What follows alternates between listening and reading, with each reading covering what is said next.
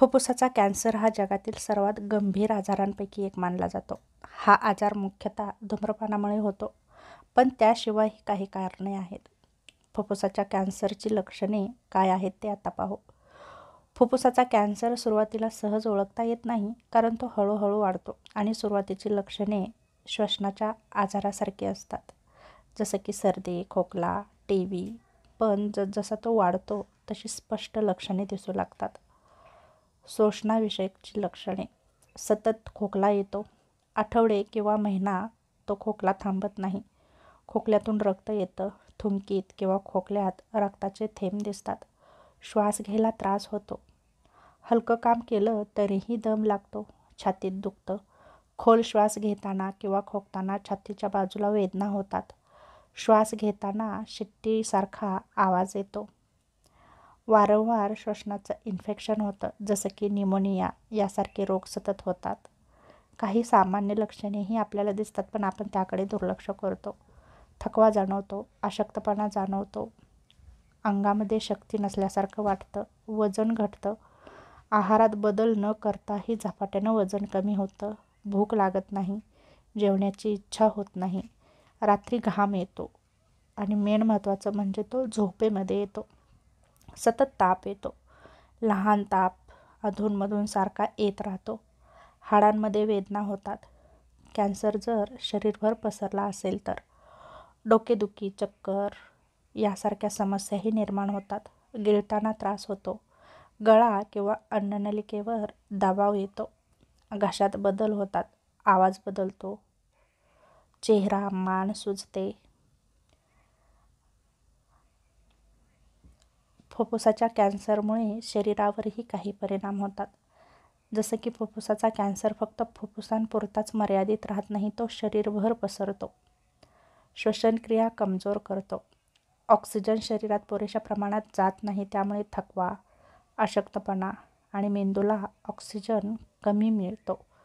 त्यामुळे आपली फुफ्फुसं व्यवस्थित कार्य करू शकत नाहीत. शिवाय मेंदूच्या कार्यक्षमतेवरतीही परिणाम होतो. आणि ऑक्सिजनची कमतरता असल्यामुळे चक्कर येते. ओठ निळसर दिसतात. हृदयावर ताण येतो. सतत श्वसन त्रासामुळे हृदयाला जास्त काम करावं लागतं. कॅन्सर शरीरभर पसरतो.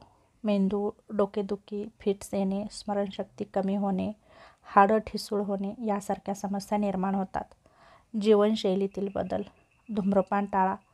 हे सर्वात महत्त्वाचं आहे की धूम्रपान करणं पूर्णपणे बंद केलं पाहिजे. दारूचं प्रमाणही मर्यादित ठेवलं पाहिजे. शक्यतो न पिलेलं खूप चांगलं.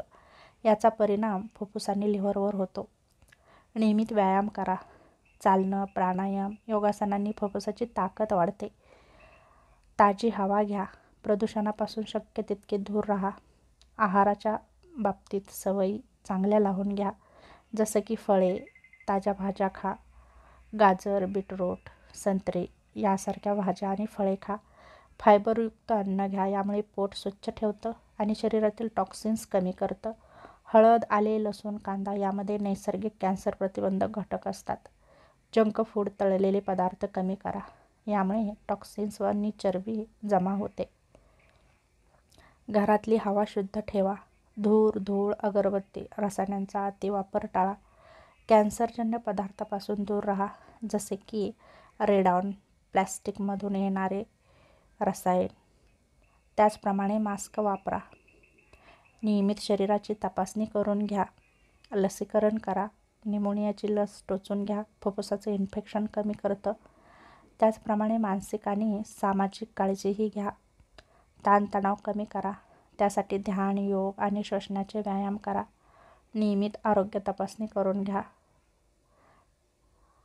आरोग्यदायी वातावरण ठेवा, घरातही आणि तुम्ही जिथे काम करता तिथेही.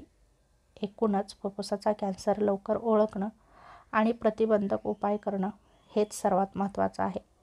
धूम्रपान थांबवणं, प्रदूषणापासून बचाव करणं,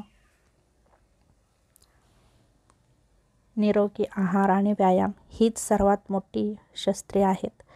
तेव्हा आपल्या जीवनशैलीमध्ये बदल केला आणि धूम्रपान टाळलं आणि योग्य सवयी लावून घेतल्या तर कोणतेही आजार आपल्याला स्पर्श करू शकत नाहीत. फक्त या गोष्टींमध्ये सातत्य ठेवणं तितकंच महत्त्वाचं आहे.